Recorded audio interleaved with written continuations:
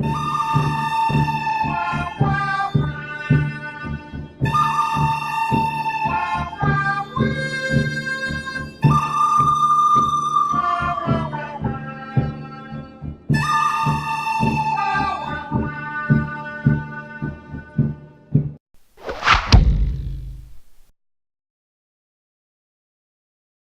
my name is Paul Martinelli, and I'm the president of the John Maxwell team, and I am honored to be here with John Maxwell and Les Brown.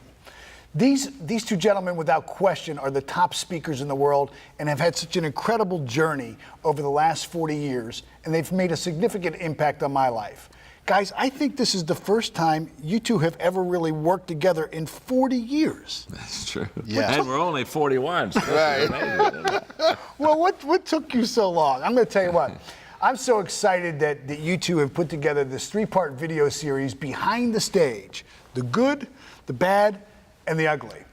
You know, the good is some of the successes and triumphs that Les and John have had. The bad, some of those misses, the sacrifices, the failures that you've had to experience over the 40 years. John, it is 40 years.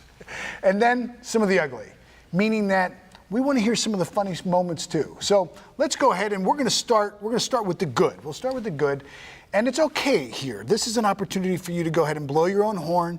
Tell us some of the successes. Tell us some of the things that have really made big impacts in your life and what it's been like to be of the life of a speaker. John, why don't you go ahead and share first? First of all, when I think of the good, Paul, I think, well, let Les do that. He's got a lot of good stories, but when you get down to ugly, I major in ugly, all right? I really do. Let me just say this. The good all starts not by what I ever did or whatever I ever accomplished. The good starts when I heard my friend Zig say in 1974, if you'll help other people get what they want, they'll help you get what you want. That changed my life. Because up until that time, I thought as a speaker, communicator, it was my goal to get them to where I was and to get on my train and to buy into my vision. And it just changed every part of my approach to how I communicated with people. And if I've had any honors or blessings, I can tell you it's because I really didn't try to put, I don't want to sound overly humble, but I didn't try to put myself first, and I didn't try to put my agenda first. I tried to put the people's agenda first. And that changed my life. And I've been privileged to do a lot of things. And maybe the greatest honor was a couple of years ago when I did the opening session at the United Nations. And to speak to the ambassadors. And I have a nonprofit organization, as you know, Equip, that's in 175 countries, training leaders. And to be able that day to communicate to them about being people and leaders of trust and speaking for an hour and a half and then receiving a standing ovation from them was really a highlight for me. But I thought, again, even that day in the audience that I had, I would have never been there unless I would have heard Zig teach me and I would have listened and changed and put other people first. So all the good stuff, the places I've been, all the awards, all that stuff, it's all because I understood how to put people first when I communicated. And people, when you speak to them, Les, you know this, they can tell if you're for them or if you're for yourself. Yes. They can tell what your agenda is within the first 5 minutes. Les, why don't you share some of the good times? The good time for me, I was thinking, I listened to Zig and Earl Nightingale. Those are mantras. The voices of their voices in my head, and they just helped to overcome a tremendous inferiority complex that I had because I was labeled educable, mentally retarded, and put back from the 5th grade to the 4th grade. And Phil in the 8th grade and have no college training. But I had this high school teacher who said, someone's opinion of you does not have to become your reality. But there's something that Earl Nightingale said. He said, all of us are self-made, but only the successful will admit it. I love that one. Yeah, and so that stuck with me, and I've had some great experiences. I remember speaking in the Georgia Dome for Dexter Yeager. Oh, yes. And did a speech called "It's Not Over Till I Win" for 80,000 people, and to have that experience and being at that large venue, that was very inspiring. And also, I produced like 8 specials for public television, and these are things that I never thought would happen. Just focusing on helping people to change their lives and helping them to live beyond the labels that had been placed on them. that to me has been extremely rewarding, being able to touch and transform lives. When you Well, I can tell you, I can remember when I first saw you, it was in Knoxville. It was at an Amway convention. And I had muscled my way down towards the front, and I remember you saying, you know, you got to be hungry. You were giving that talk. And I said, you know, I want to do what he's doing. Yeah. And I hid that for 18 years.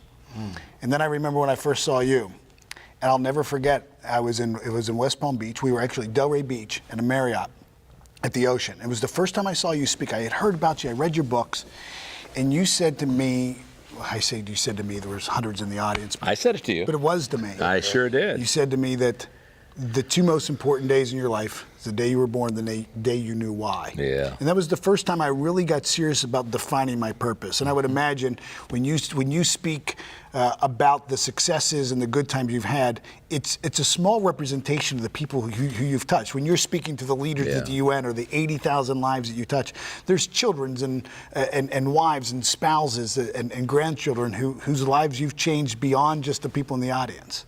Yes. What an awesome. That's true. Well, you're never just speaking to the people you're speaking to. You're speaking to the people that all those people influence. So I always tell people, whatever your audience number, multiply it by 10. And you've got probably an understanding of who you're really talking to within the next 3 to 4 days. It does multiply.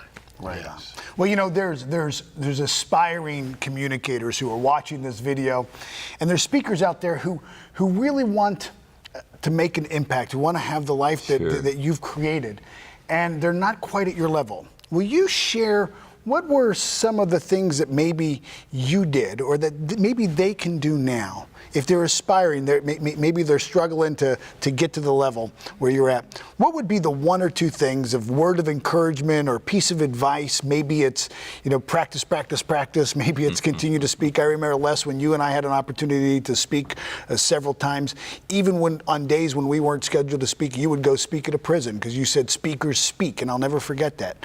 So for those who are aspiring, what would you say to give them a word of encouragement to keep going, John? Or well, I would say be yourself. Be yourself. Sitting on the stool reminds me of that because it took me several years to understand that if I communicated on a stool conversationally, that I was more effective than if I stood. Now, I don't think that's true for you. I just don't think that's true for you, but that's true for me. And then I say, once you get comfortable in your own skin, and it took me a long time. I don't know if it did you, Les, but it took me a long time to do that. I wasn't naturally comfortable in my skin when I spoke in the beginning. But once you become comfortable in who you are, in your own skin, then be the best self that you can be.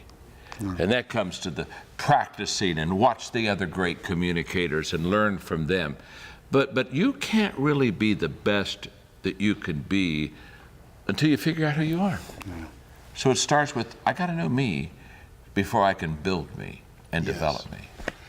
And everything he said, he got out of my pocket. That's exactly. I wrote the notes down. Absolutely. And he stole your line. The one who goes first. Yes. You know, that's the way it always is, buddy. And I want to thank you. I know. well, I know. Some of my best thinking has been done by others, including you, Les, and including you, Paul. Some of my best thinking has been done by others. Well, I know you've trained thousands of speakers. Yes. You have a program that teaches that. What would you say? What would you say? I'll say to them exactly what John just said. Be yourself. I'm the only speaker. I'm 69. I don't look it. I don't dye my hair because I have an allergic reaction to dye. But I use mascara to cover the gray. I do this all the time, on stage. I need a little, No, you need a paintbrush. mascara is a little small. That's right. I need a kind of a broad, and probably a paper size. Yeah. But when I take my mascara out and put it on, people just say, "Oh my God!" Yeah. But you've got to be comfortable in your skin in order to do that. And so when you are speaking from your heart, when you're being authentic, and the other thing that's key for new speakers, I say to you, don't let what you want to say get in the way of what the audience needs to hear. You know, and all thy getting, get That's so understanding. good. Yeah, find out what it is that they're looking for and how you can craft a message to create an experience so that when they leave your presence, a lot of speakers never make it because they have speeches that are content driven. Yes. If information could change people, everybody would be skinny, rich, and happy. Okay, so I you love want to that. create That's an true. experience. Oliver Wendell Holmes said that once a man or woman's mind has been expanded with an idea, concept, or experience, it can never be satisfied to going back to where it was. That's very, very true. And you know, once you, Les, are comfortable with you, the people can be comfortable with you. Yes. The audience can never be comfortable with the speaker until the speaker's comfortable with himself or herself. Yeah. And you're so right on as far as connecting with the people and finding out where they are. I've always said that professional speakers, they're content driven. They're going out and saying, okay, I hope I do well. I hope they like what I say. I hope they really like me. Yeah. Great communicators. They're going out and saying, I like you. Yes. I like what you want to hear. And it's a total different world. And again, Les, you know it. You know it, Paul. That audience in 5 minutes figures it out. Yeah. They figure out if you're wanting to help them or if you're wanting to help yourself. And there's a world of difference between those two. Well, I know you both are continual learners. I know that. I know that about. I know that you read and file every day. You memorize quotes all the time, and that has to be part of the game too. I would imagine Yes. sharpening the saw. Oh, absolutely. You cannot give what you do not have. So, hey, fill it up, baby. That's right. Hey, That's right. fill it up before you let it flow. Don't go out there with an empty tank. No. Again, how long does that take for somebody to know you got an empty tank? About 2 minutes. Absolutely. Or your second speech. You know you're in trouble when the best part of your day was your introduction. When everybody says, boy, that was the highlight. Man, after they introduced him, it didn't go anywhere. It didn't get any better. You know what I'm saying? Isn't that true? Yes, absolutely. It really is true. Yeah, it is. When you look at what we do, it's a gift. And because it's a gift, there's nothing to be arrogant about. It implies a giver. And we are vessels that are being used to help people to get a larger vision of themselves beyond their circumstances and mental conditioning. And people come to us and say, hey, you changed my life. And what I say to myself, and I'm sure you do, is thank you, Lord, for using me today to speak to them, because it's never us. We are just being used at that moment. Les, you know, in fact, Fred Smith told me this many, many years ago, the gift is greater than the person. Yes. And so many times when somebody watches a good communicator, they get carried away with how good they are. And they begin to think, well, that person's that great. And I always want to stop. I want to stop saying, no, I'm very human. I just blow it like you blow it and make a lot of mistakes. The gift is what's awesome. Yes. And don't get the two of them confused at all. And I know this, when I remember that, then I'm always grateful. Well, thank you both. And I can't believe it's been 40 years for you two to be doing this. Yes. I hope you've enjoyed. You were only 25 when we started, weren't you? I wasn't even born when you. I wasn't even born when you. I do. Les, I wasn't even born. he said this 4 times in about 40 years. I knew where he was going with this. He wanted to make sure he wants to make sure you know that he's a lot younger than Les. But just look at it. Look at the three of us. Yes. Don't we look like triplets? I don't know. We're either the Three Musketeers or the Three Stooges. Whatever. When we get to the ugly, it's going to be the Three Stooges. It will be the Three Stooges for sure. We're the Three Musketeers now. We're looking good. Right It's all good. It's all about the good. And I hope you've enjoyed this part of the good, being a public speaker. And this is just the first video of a 3-part teaching series, Behind the Stage, the good, the bad, and the ugly. And we hope that you did too, and we hope that you will leave us a comment and share this video with your friends, your families, your colleagues. Then get ready, because just in 2 days, you're going to receive video number 2 in this series, where John Maxwell and Les Brown will share the bad experiences of being a public speaker. Stay tuned.